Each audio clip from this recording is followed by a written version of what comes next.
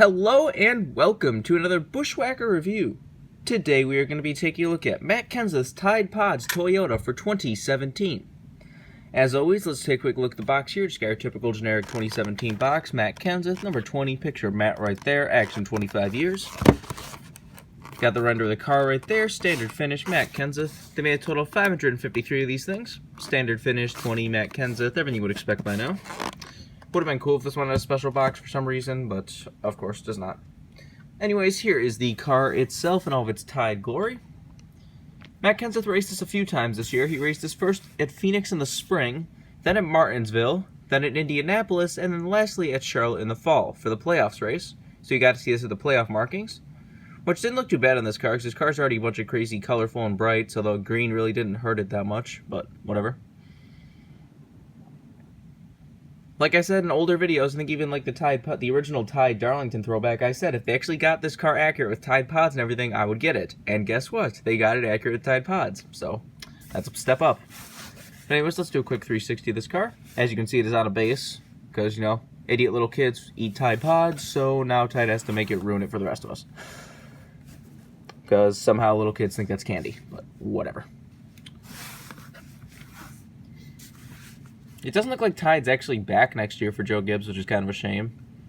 Peak went to Suarez, and it looks like Jones is going to get Reese's Fine Foods to sponsor him. It is an alternative to Walt, so I don't know. But anyways, let's get down to sponsors. On the hood, you have Tide Pods. You got Toyota Camry, number 20, Joe Gibbs Racing. Down the side, you have Tide Pods. You got a picture of a Tide Pod right there. You got Sherman-Williams, Mack Tools, Lincoln Welders, Freightliner, Doosan, Siemens, and MC something. Got DeWalt on the C post, and on the B post you just have Toyota. Worth pointing out that, let's take a look in here, and what do you see?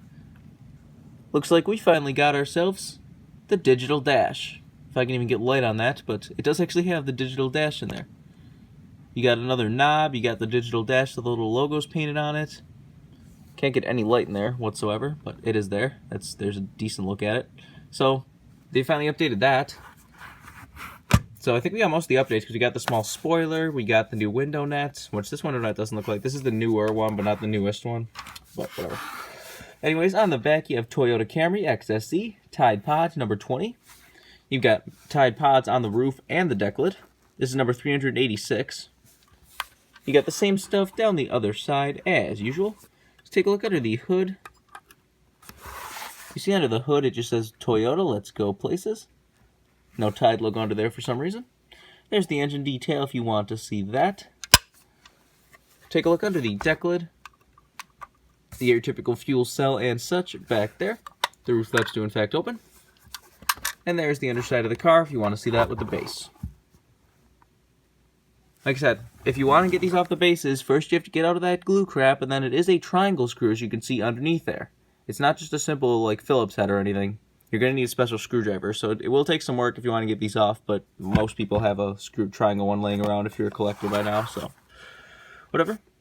I feel like pointing out that Lionel really needs to fix their roof flaps. Like, look at all the little chips and marks around the roof flaps. Like, come on, Lionel.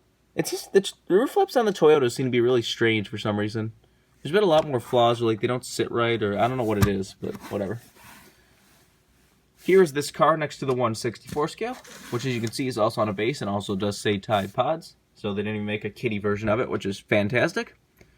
Because like last year, like I said, with the Darlington throwback, they could kind of get away with not putting Tide Pods on it. Because it was like, you know, it still had a good paint scheme on its own, the classic paint scheme.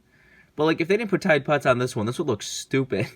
Because like, what are they just going to leave? A big, huge blank little Tide logo, big blank logo, whole back is just blank blue? Like, no. It would have looked stupid. So I'm glad that Lionel actually buckled down and actually got Tide Pods on the car.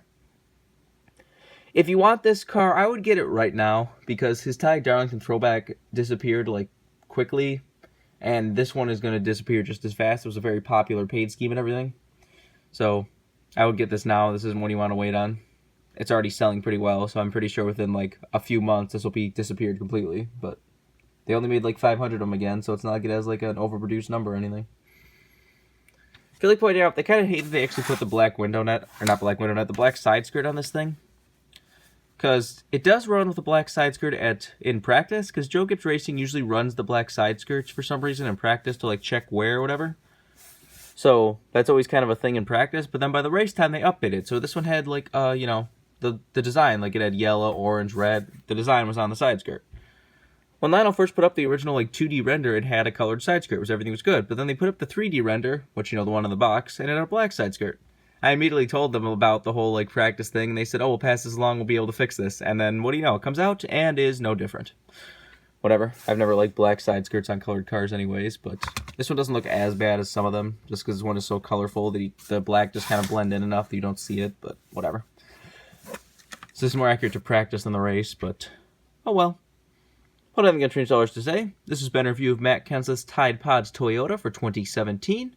Hope you enjoyed, and thanks for watching.